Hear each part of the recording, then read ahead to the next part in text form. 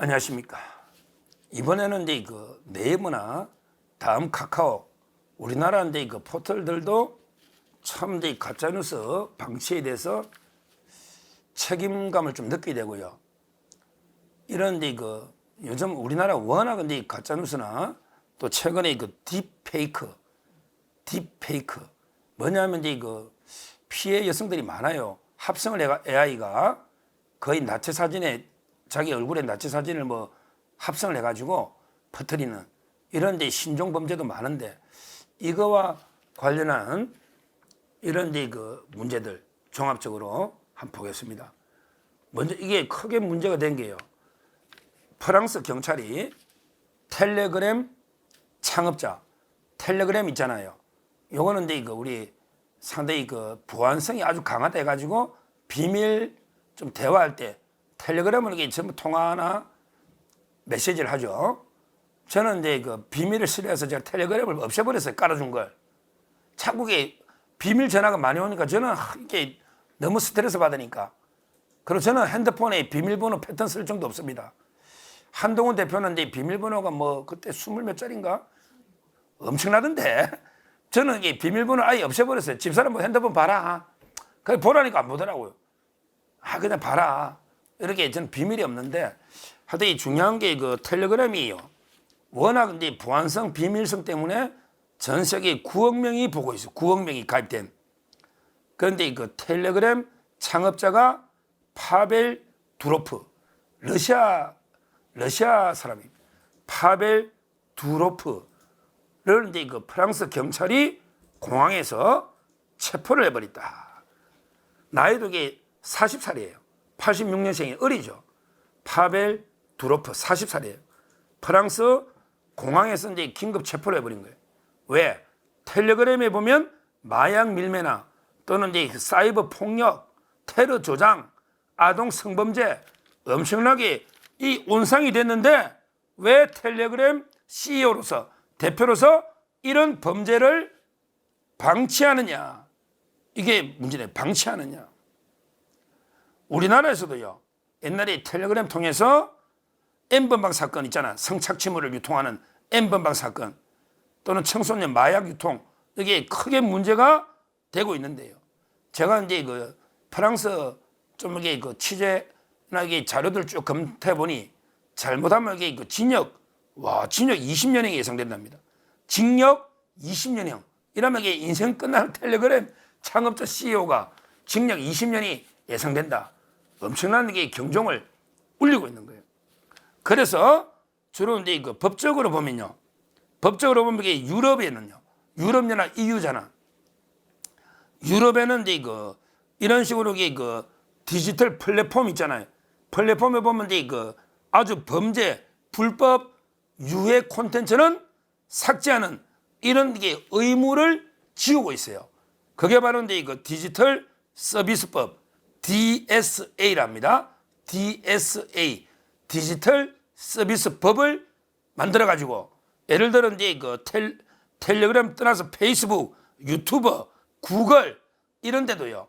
아예 유해 불법이 있으면 삭제해라. 너희들이 관리해라 이 말이지. 이 법을 만드는 거예요. 유럽연합에서. 그래서 이게 법을 어기면 벌금이 막 엄청납니다. 매출액의 6%까지 벌금을 때려버려요. 벌금을.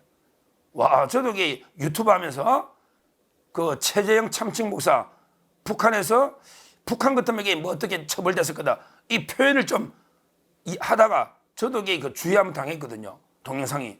그럴 수가 있는 거예요. 이런 게 큰 의무를 부과하는 겁니다.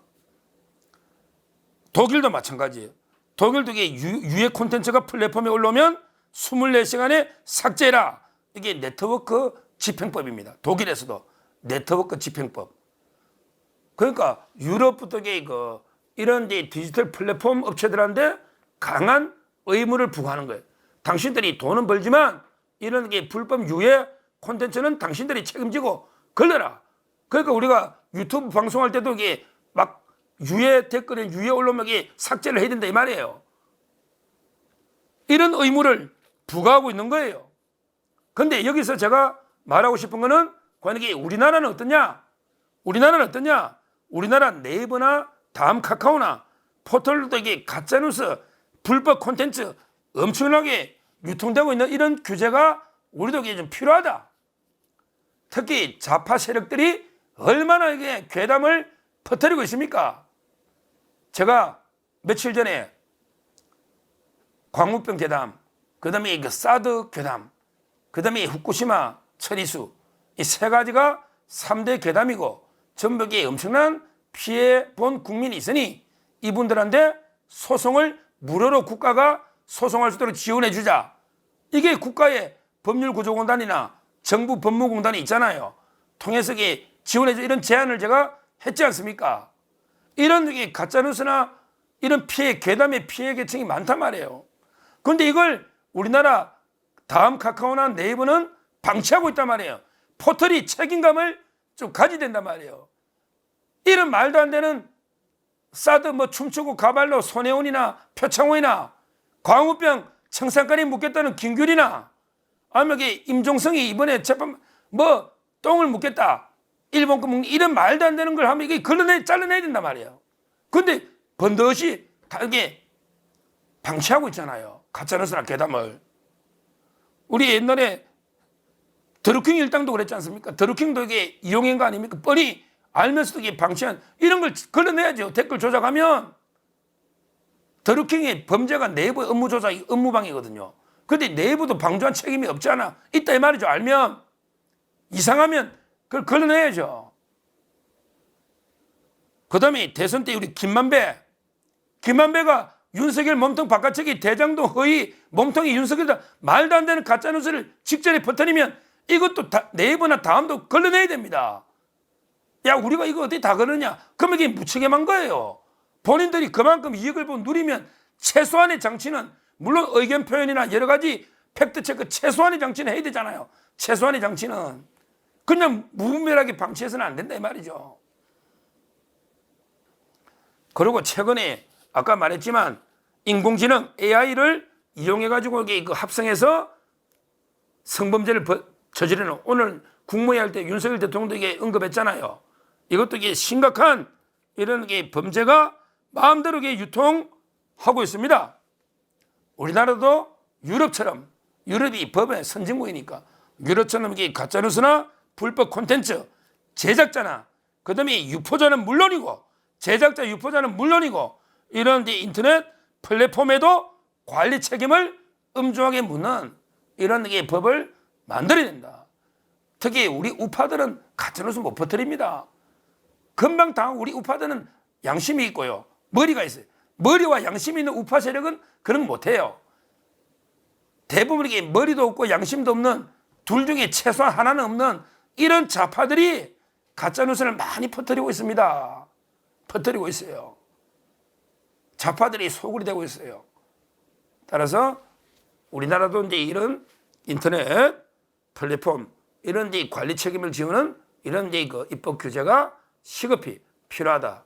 이렇게 말씀드리면서 가짜뉴스나 괴담은 이게 엄청난 국가에 해악을 끼치는 항상 광우 이런 데 핵폐수보다 더 위험한 게 핵폐수보다 더 위험한 게 가짜뉴스예요. 최근에 독도를 팔아먹는다 지운다 이런 게 말도 안 되는 가짜뉴스들 있잖아요. 또는 대통령이 계엄령을 선포 준비한다 이런 거요. 이런 가짜뉴스를 포털이 방치하면 안 된다. 이렇게 말씀을 드리는 겁니다. 감사합니다.